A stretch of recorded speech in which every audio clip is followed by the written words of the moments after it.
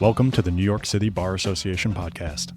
Opinions expressed are those of the speakers and not necessarily of the City Bar. Thank you, everyone, for joining our podcast again. My name is Muhammad Faridi. I'm the president at the New York City Bar Association. Today, we are joined by Rich Miller and Robie Craig from the Energy Law Committee at the City Bar Association. I had the opportunity to meet with both of them about a month and a half ago and learn about the great work that the committee is doing. And after I heard about everything that the committee was up to, I suggested to them that we get together for a podcast so the members of the Bar Association and the public at large can learn a little bit about energy policy and how it relates to New York City.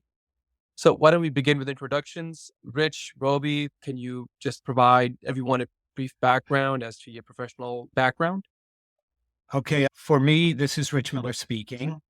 I graduated from law school in the late 80s. And even though it was not my area of focus at law school, I quickly transitioned to a career in energy law, where I began by representing primarily owners of private power plants after the industry first began to deregulate and allow companies other than utilities to build power plants.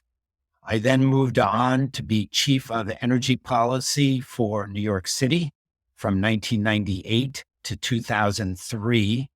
And then after that, I moved to Con Edison and I finished my career there as the vice president of energy and environmental law, overseeing a group of about 20 lawyers that did principally regulatory work related to the energy field. And Rich, you are, along with Robie, a co-chair of the Energy Law Committee at the Bar Association. That is correct. Yes, that's why we are here today. We are the co-chairs. Yes. Thanks. Robie, what about your background? Can you just give us an overview? I sure can. Hi, my name is Robie Craig. I am Senior Energy Counsel at the New York City Department of Citywide Administrative Services. I graduated law school in 2001, and like Rich, I wasn't planning on going into energy. I got a job with the New York City Department of Environmental Protection and was immediately put on some relicensing matters for hydro plants that the city owns upstate. And I kicked off my energy career. And since then, I've really been focusing on energy. I moved to DCAS in 2015 and am the principal attorney for the city's energy projects. Primarily transactional work is what I do. And DCAS is the kind of the manager for all of the city's energy supply and the bulk of its energy projects. So, for example, you see a solar development of rooftop solar panels on a school building. That would be a project that DCAS built on behalf of DOE. And I would have been the lawyer on that. So that's primarily what I do. I do touch on regulatory matters, policy development, legislative stuff. But, really what my work focuses on is just getting projects done to advance our climate and carbon reduction goals and really just, support city government operations and the city at large, in getting to our 100% clean energy goals. So, number one, Robie, what is DCAS? And number two, DCAS, that's the classic question. What is DCAS? DCAS is like the primary administrative agency for New York City government. So the city government has many agencies that come under the mayor, such as the Parks and Recreation, Sanitation, Police Department, Fire Department, et cetera, et cetera. DCAS, primarily, most people know DCAS from civil service. If you want a civil service job, take an exam, a fire to lieutenant's exam is run by DCAS.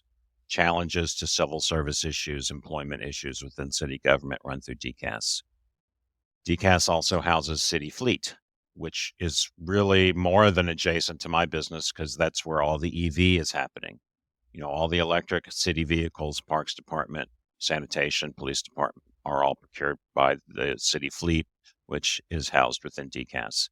DCAS by city charter has been historically mandated, obligated to manage the city's energy supply. So we do the contracts with the New York Power Authority to make sure all the lights stay on and all the computers stay on for all of city government operations. Rich, maybe you can begin with just giving us a historical overview of what is Con Ed, and is Con Ed a public enterprise? Is it a private enterprise? Is it a quasi-public private enterprise? And how does it fit into the provision of energy within New York City? It's a great question, Mohammed. One of my jokes when I first moved to Con Edison for the city government was some of my old city government friends would call me up and ask me, and how does it feel to work in the private sector? And I would say, I have no idea. Con Ed is not a classic private sector company. It is an investor-owned company that is listed on the New York Stock Exchange. It came into its current form in 1936. It's called consolidated because there were a number of different electricity and gas companies that existed at different points in time, city's history up to that point, until they all came under Con Edison in 1936. However, it does have a monopoly currently over all of the wires and pipes in New York City, the wires for electricity and the gas pipes for gas, except that it does not have control over the gas pipes. It does not have this monopoly in Brooklyn and Queens. There it is run by National Grid. And what's the best way to talk about Con Edison as a monopoly regulated utility and what distinguishes it from a private company? I always talk about there's lots of different aspects of this monopoly regulation, but I would say the principal item that I always mention when I talk about a monopoly regulated utility is, unlike a private corporation, it is not able to determine price for the product it sells. For most private companies, price for the product they sell, because they exist in a competitive environment, we expect that competitive market forces will produce a reasonable price. For the principal product it sells, which is use of its wires and its pipes, Con Ed has no competitors, and therefore, in order to determine the price it may charge, it applies to the state agency here, the Public Service Commission of the state of New York, to determine is going to be the amount of revenue it's going to be able to earn or have the opportunity to earn, and what is the price that it's going to be able to charge for its product. So that's I would say there, Mohammed, is how I talk about how Con Edison is really not a typical private corporation, even though it is an investment utility that has shares listed on the New York Stock Exchange. And how does Con Ed get its product? And I'm talking both about the electricity as well as the natural gas that it provides in Manhattan, Staten Island, and the Bronx. That's right. So Manhattan, Staten Island, and the Bronx for gas, and the entire city for electricity. So the markets here are complicated. So let's take them one by one.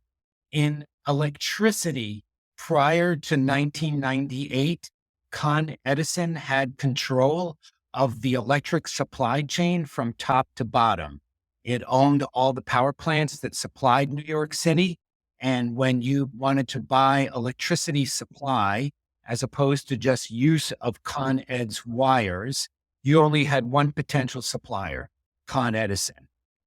Because of the wave of deregulation that began to occur in the 1970s and into the 80s, I think, the principal example that most of us are aware of was airline deregulation that was implemented by the Carter administration in the late 70s. People started taking a closer look at electricity and asking, why can't we do the same thing for electricity? And so, but people recognized at the same time that electricity was a little bit more complicated commodity than airline travel or telephone service, which is another good example of almost total deregulation. So the electric industry was only partially deregulated. Con Edison was forced to sell off all of its power plants. All of the electric power plants in New York City are now owned by private companies that are not subject to monopoly regulation. And Now, when you as a consumer purchase electricity from Con Edison, while you are still required to use Con Ed's wires and purchase that wire service, you are allowed to buy electric supply from a number of different companies that are listed on the web that you can choose from, that will sometimes market to you and will also sometimes even give you innovative offerings like being able to buy green power only. A similar thing happened with natural gas, and natural gas is also Con Edison only supplies the pipes, and National Grid only supplies the pipes, and for Brooklyn and Queens in general.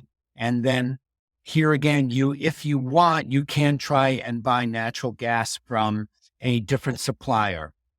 I would say that while this option to buy from different suppliers exists, for the typical residential customer, for the most part, people are sticking with the utilities because it's the name they own, the name they trust, but there is some purchasing from entities other than Con Edison and National Grid for electricity and natural gas.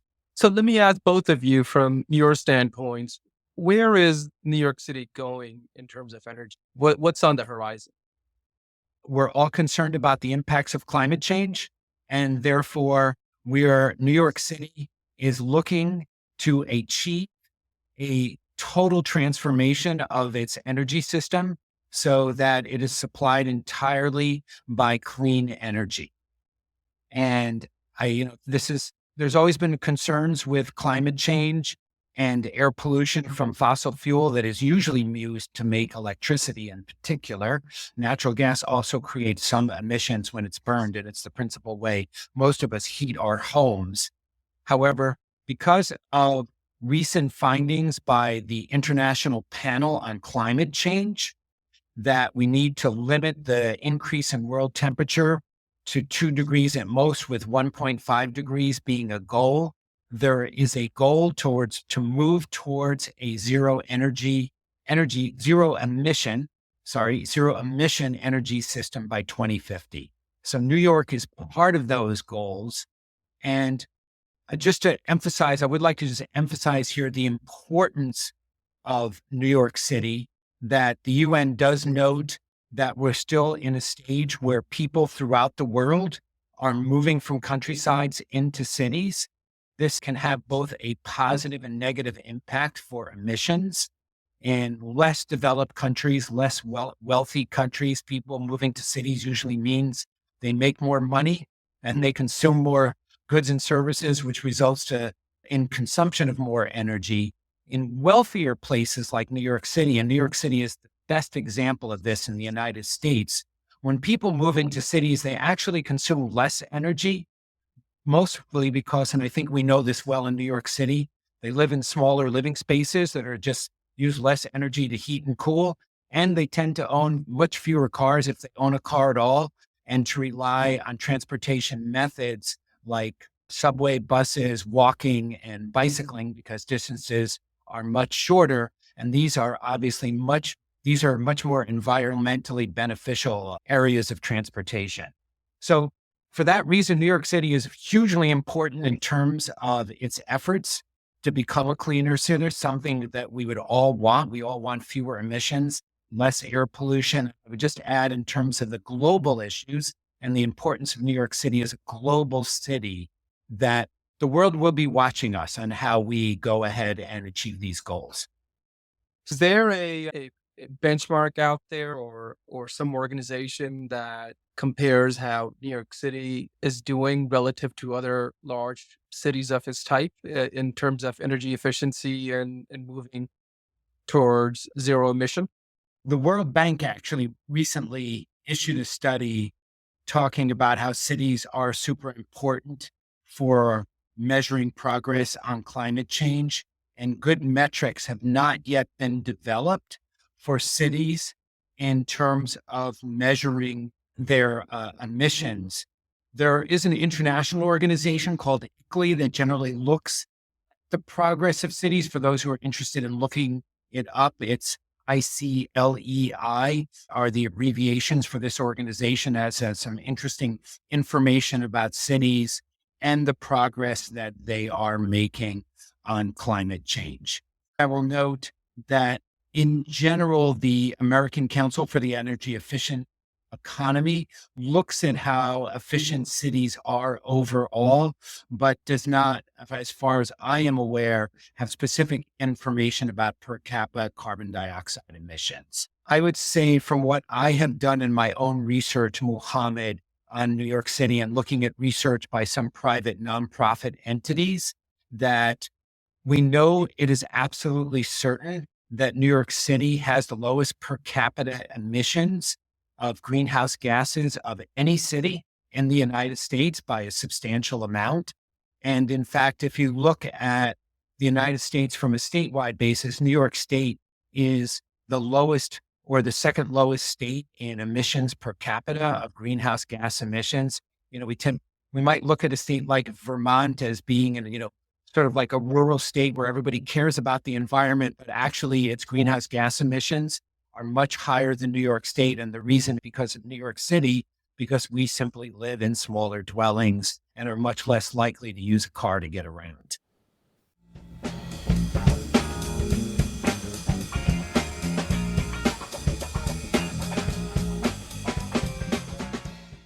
Today's podcast is brought to you by one of the over 150 City Bar committees. If you're a City Bar member and want to become involved with work like this, with creating programming on cutting-edge topics, with shaping public policy, or to build relationships with professionals in your practice area, join a committee today by logging into your City Bar account at nycbar.org and clicking Join a Committee.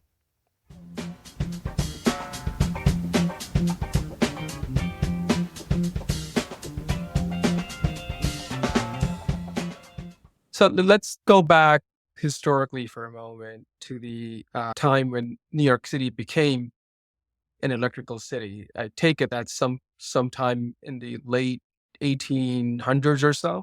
Correct.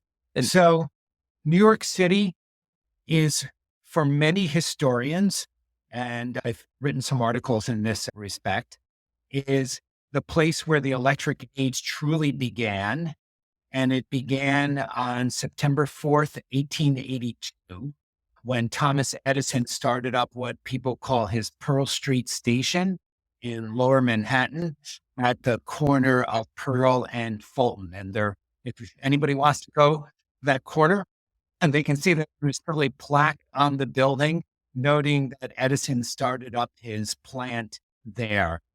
And what was significant about this plant? It was not the first electric plant in the world, in the United States, or even in New York City. What was distinctive about the Pearl Street plant is that it was the first power plant to really power a proto-grid. All other power plants that existed up to that point in time were what we now in modern days refer to as an on-site or an islanded plant that is built to serve like a single industrial facility or a single apartment building. Edison built a power plant to power an entire neighborhood. And so it was the first in the world to really do that on a commercial basis.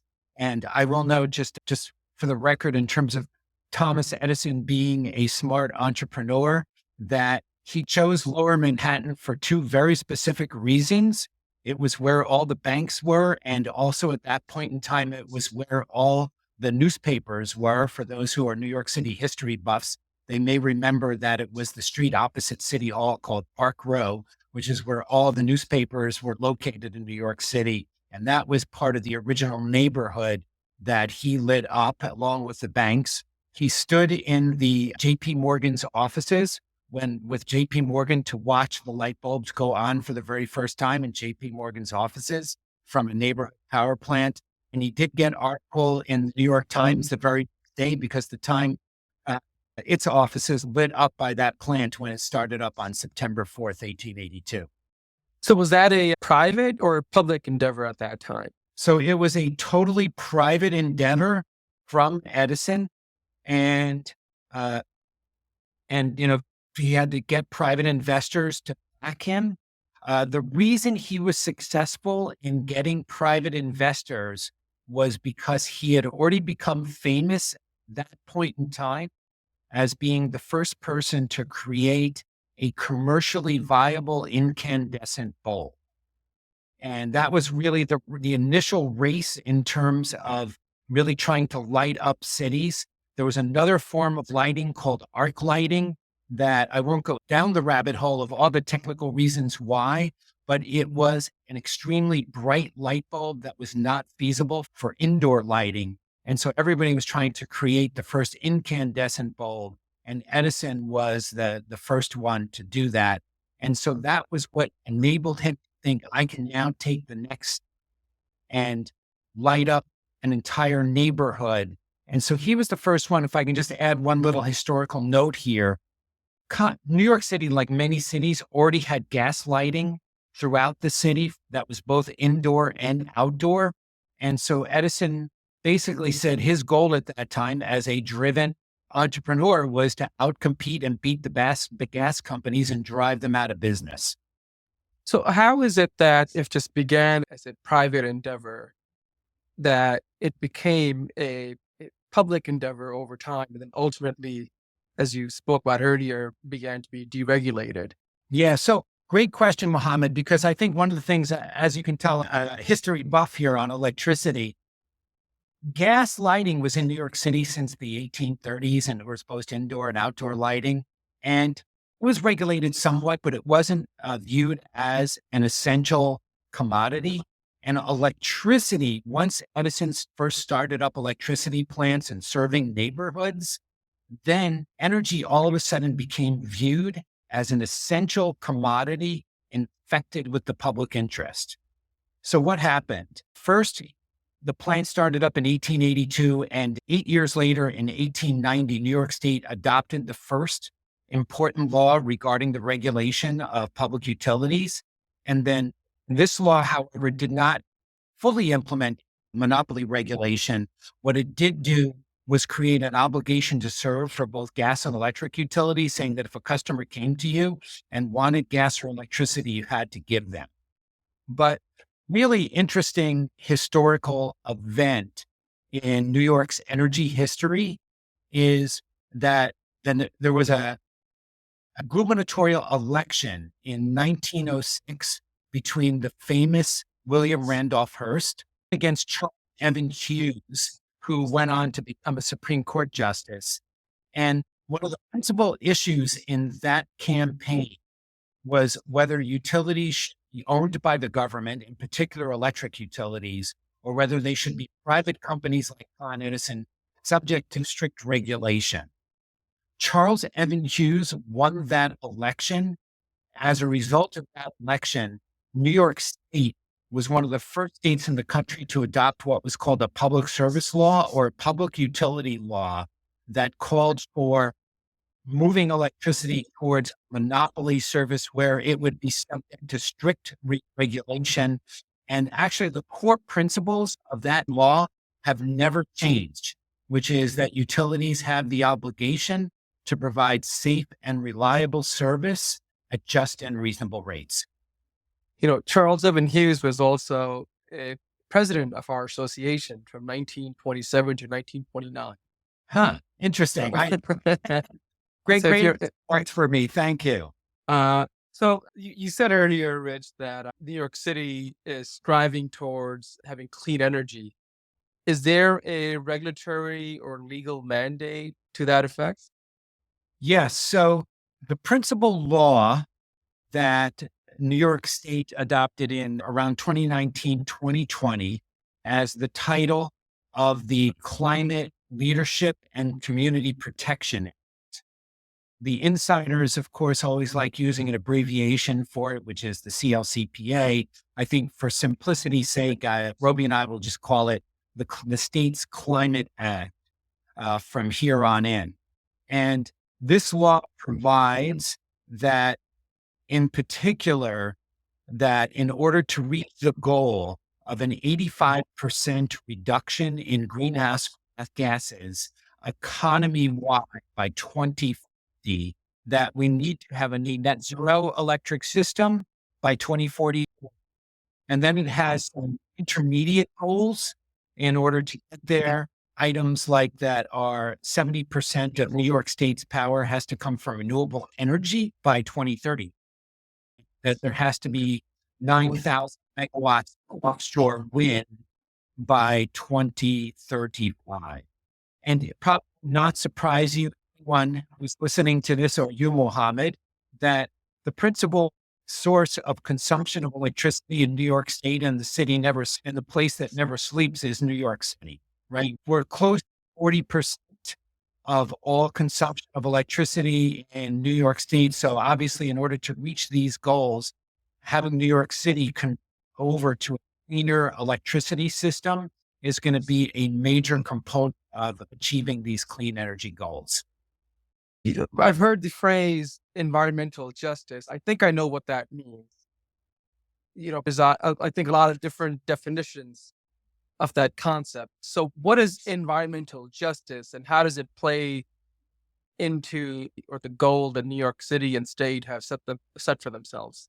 Right. So environmental justice is an issue that has been around for a while. It has been raised by a number of advocates who raised very legitimate concerns about the issue of facilities that can tend to emit more emissions that can be harmful to their neighboring communities, tend to be located in poorer, more low-income areas that also have higher percentages of people of color living in those communities. So when the state adopted its climate act, it wanted to make sure that the environmental justice advocates would be supportive of that act and would want to make sure that how the state moved towards a cleaner energy system would also provide significant benefits to communities that had experienced increased environmental harms in the past. It finds, first of all, it uses a statutory term here, disadvantaged communities, communities that are located in census tracts that have higher percentages of low income people and people of color. And then as a second prong, that implementation, this climate act will not result in any disproportionate impacts on disadvantaged communities.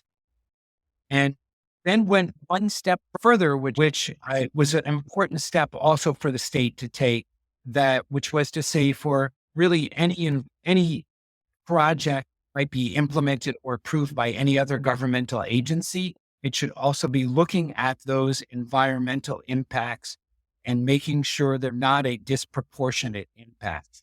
Now, I think, Muhammad, any lawyer here would say that when I hear the word disproportionate, I would say, oh boy, there's a lot of room for litigation and definition there. And so I just want to point out that this is going to be a very significant area for lawyers to get involved in, help to resolve, because the statute makes it clear that there can environmental impacts in disadvantaged communities. The key is to make sure there are no disproportionate impacts.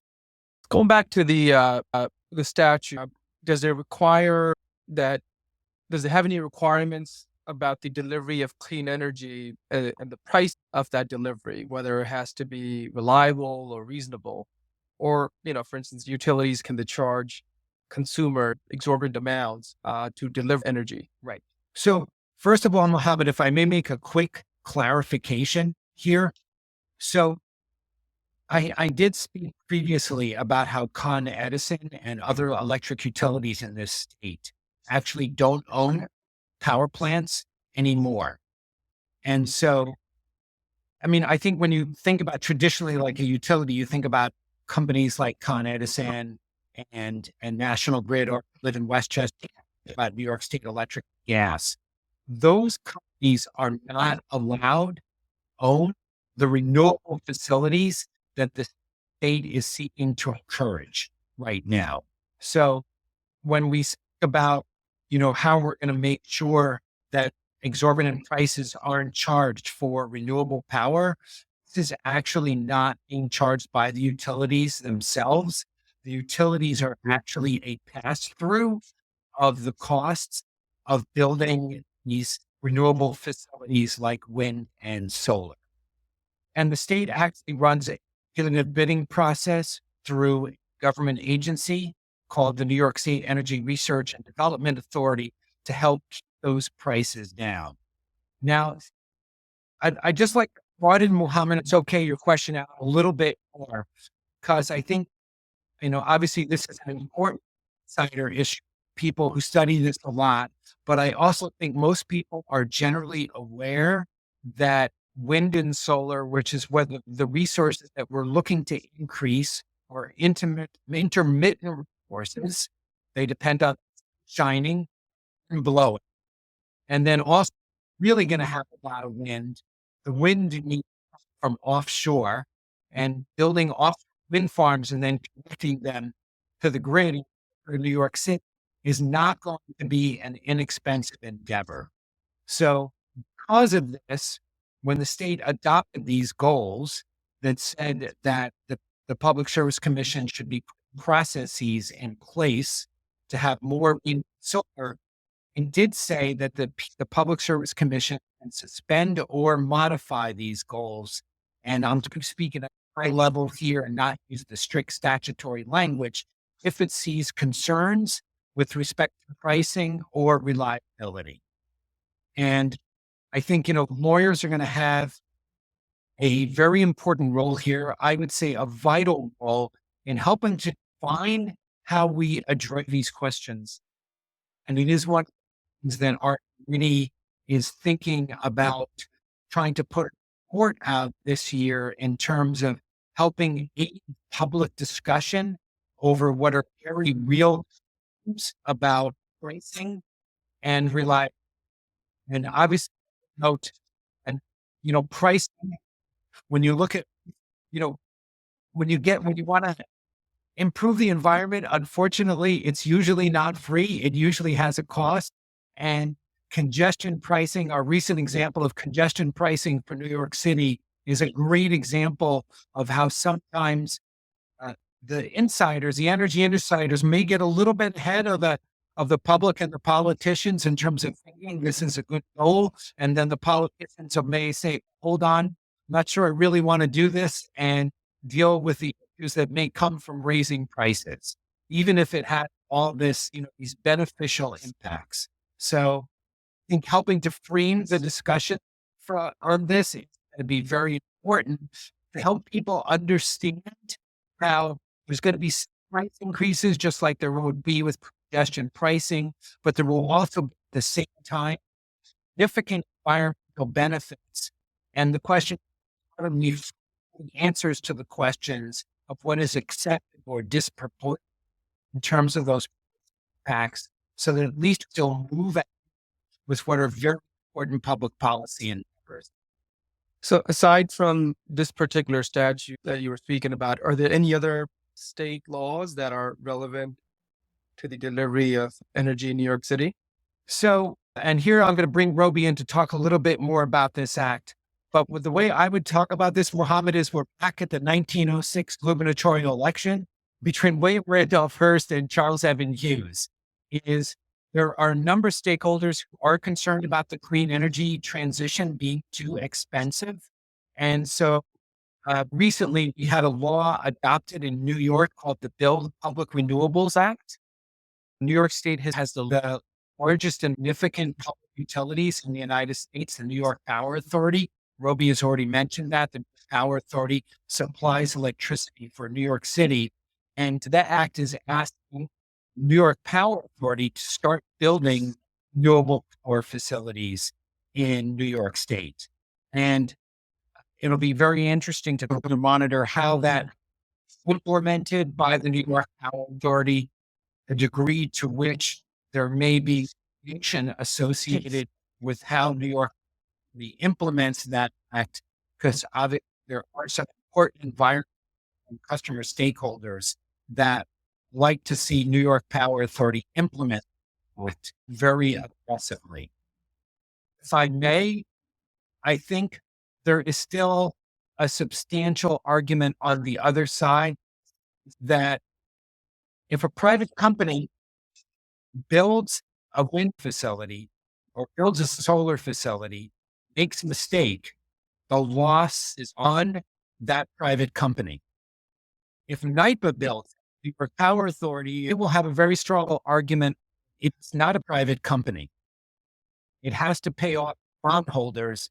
Therefore, it has to 100% cost recovery.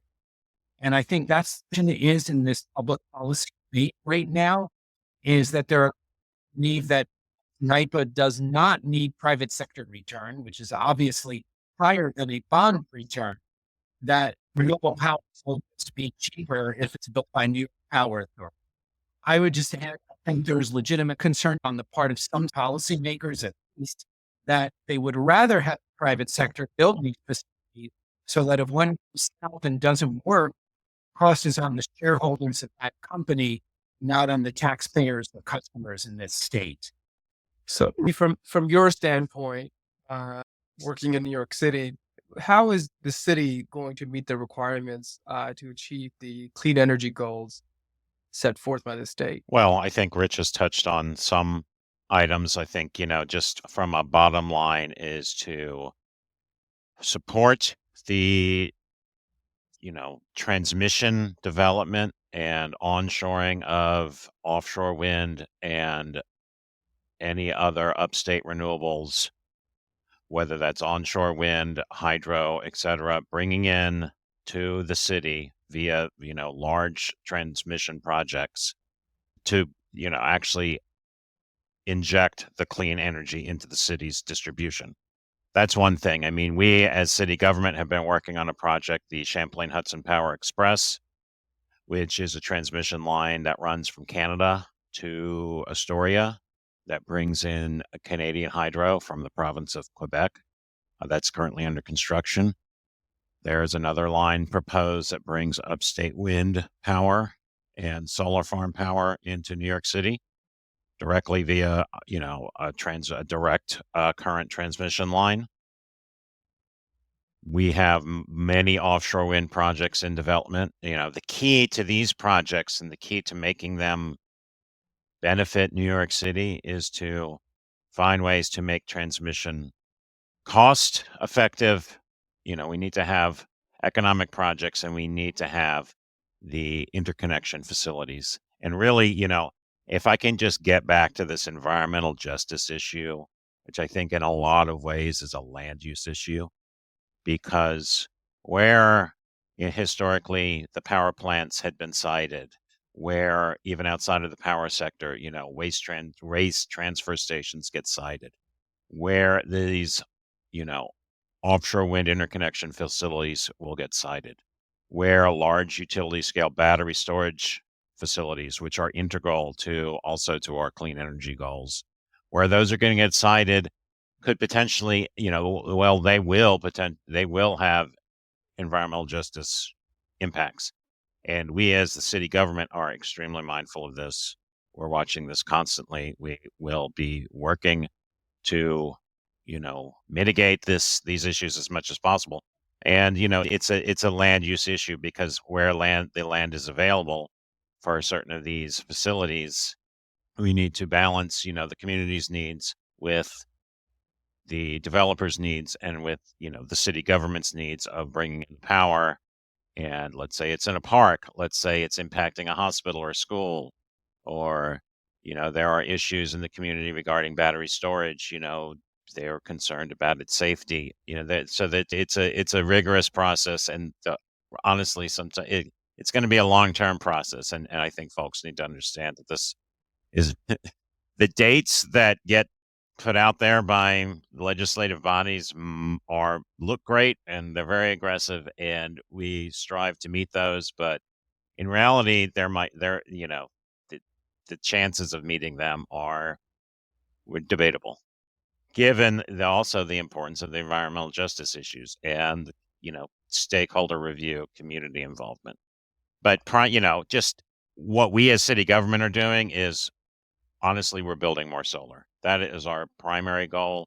It's something we know how to do. We're doing rooftop solar. We work with the New York Power Authority to implement large suites of projects to develop solar and also battery storage. We're doing a really innovative project of installing solar across the aeration tanks at the Wards Island treatment plant, which really is like unique in the world. That, to have that distributed generation in city to try to offset the need for the peaker plants and try to offset the need for any importation of, other fossil-based electricity is a goal that's doable, achievable, and again, it takes a while, but that's something that we were really focusing on because it's really a mixture of the large scale renewables, offshore wind, Canadian hydro, versus really rolling out, going big on our distributed generation, which are the solar facilities in the city. Do you all have a sense of, well, step back for a moment. My understanding is that when it comes to the emission of carbon dioxide in the environment, that about a third of the emissions come from energy or electricity generation. Is that generally speaking right in the United States? That's pretty close, Muhammad. According to the EPA, it is approximately 1/4 of total emissions that come from electric generation. Other important sectors are industry and then transportation. Right now, nationwide, is the largest source of carbon dioxide emissions in the United States, but only a little bit more than the electric generation, a little bit close to 30%. We're going to come back to the transportation issue in a second, but do we have any data as to how much of this third that comes from the generation of electricity comes from, let's say, coal versus natural gas versus petroleum with respect to New York City? So, or renewables? so New York City banned electric generation from coal in 1972, again showing how New York City can be a real leader on environmental issues.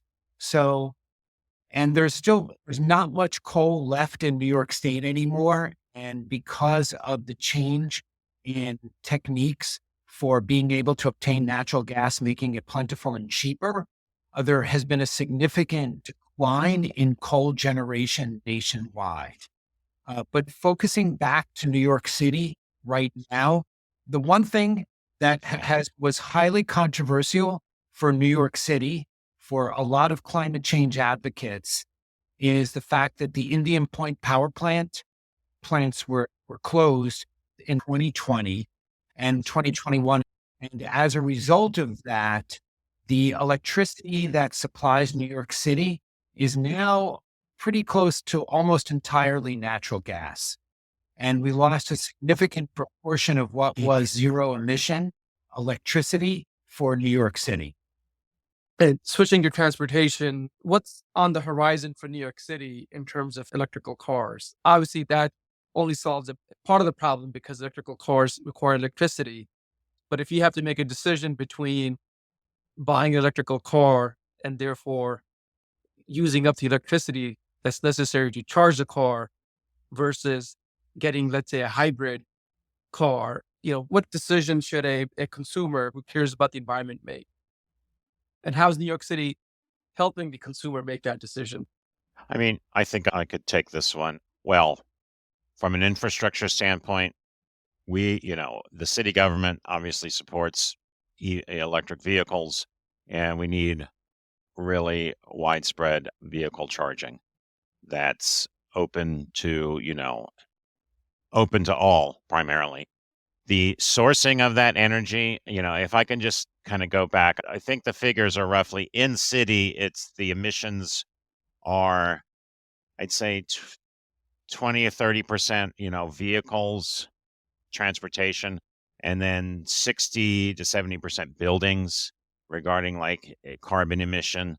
The building factor is huge, but the vehicle transportation is also very significant. And scaling back on that, we're already seeing results from, less cars and switching to electric vehicles. But it's the charging system needs to be really in place, which is not happening. the EVs get lumped in with everything else, building electrification and all that. We're going to have clean energy sources. We're going to have offshore wind. We're going to have solar. We're going to have whatever to supply electric vehicles with their electricity. It's not going to be, centralized power plants that burn fossil fuel, burn natural gas. It's going to be, many offshore wind facilities bringing in the electricity to charge the EVs. It's all of our goals are under that rubric of clean energy, whether it's from upstate, whether it's from out in the ocean, rooftops, to understand, the source, the generation source meets up with our end goals of, reducing emissions in the city. It's not like we want to, punt and have some other place take on all our emissions. Right. So what is the city doing to encourage the use of EVs? Like the city government itself. Yeah. Or the state?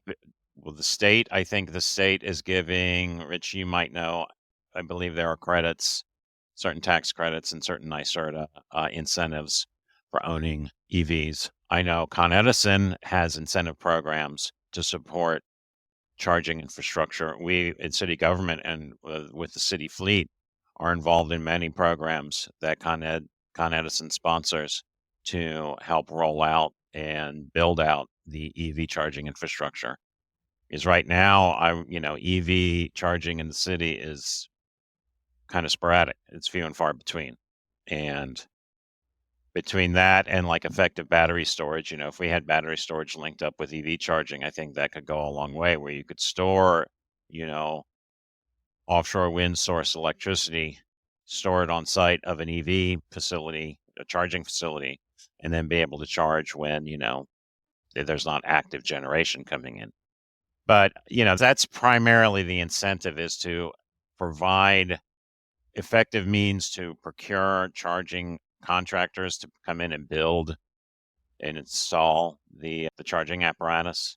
That's primarily our challenge, is not so much the cars. The cars are readily available, even into trucks and garbage trucks, parks department, vehicles, logging vehicles and such. There are EV options. It's the charging, and that's where our focus is.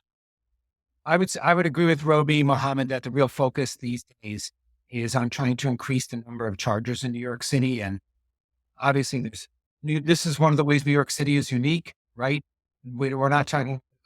There are some parts of the city that have single family homes where they can just charge at home, but a significant number of people in the city actually would not be able to charge at home. So the question is, how do you increase public chargers if you want those people to use electric cars? I would still say, if it's okay for me to say so, Muhammad, that the most environmentally sound way to get around New York City is the subway, bicycling, or walking. So if you actually do need a car to get around, I would say for the most part, an electric car, from what I've seen from the studies, is a more environmentally sound car than a hybrid car. The one downside of electric cars that I see, as someone who is more of a cyclist and a walker on New York City streets, is that the batteries do add weight to the cars and therefore make them more dangerous for people who are walking and bicycling. And so I would ask, whether you buy a hybrid car or electric car, just make sure your focus is always still on safe driving, in addition to being good to the environment. Well, this was a fascinating conversation. To wrap it up, is there anything in particular that your committee is focused on in the next year or so that we should all be on the lookout for?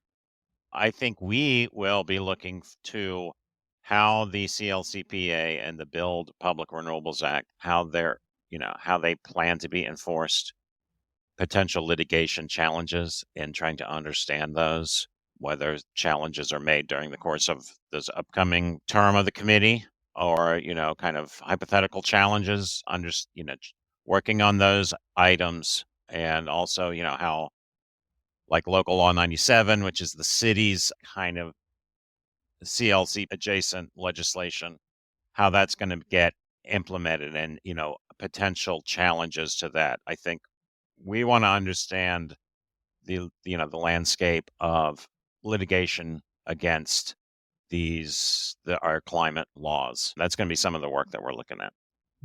The other, one other item I would mention that I think I know electricity issues can be tough, but one really important issue that we're planning a public conference on is the issue of what are called peaker plants that tend to be more polluting.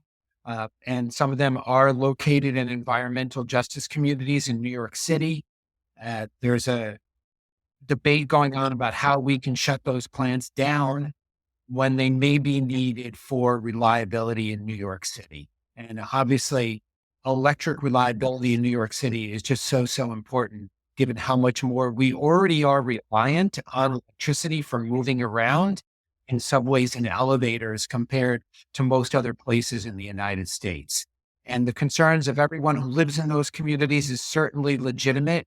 And we're hoping for a good debate there on trying to really all figure out what's the best way to balance concerns of environmental justice and electric reliability. All right. Thank you, Rich. Thank you, Robie, for joining us for a very fascinating conversation. Until the next time, everyone. Thank you very much, Muhammad. Thank you, Muhammad. Thank you for listening to this episode of the New York City Bar Association podcast. Opinions expressed are those of the speakers and not necessarily of the City Bar. If you enjoy this podcast, please like and subscribe wherever you listen. Find more City Bar podcasts on Apple, Spotify, YouTube Music, iHeart, or at our website at www.nycbar.org/podcasts.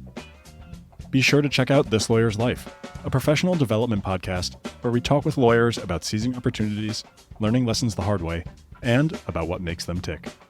And don't miss Building Belonging, a podcast that embraces authentic conversations about DEIB solutions by amplifying the most marginalized voices in the legal industry and exploring spaces others dare not. This podcast was produced and edited by Eli Cohen.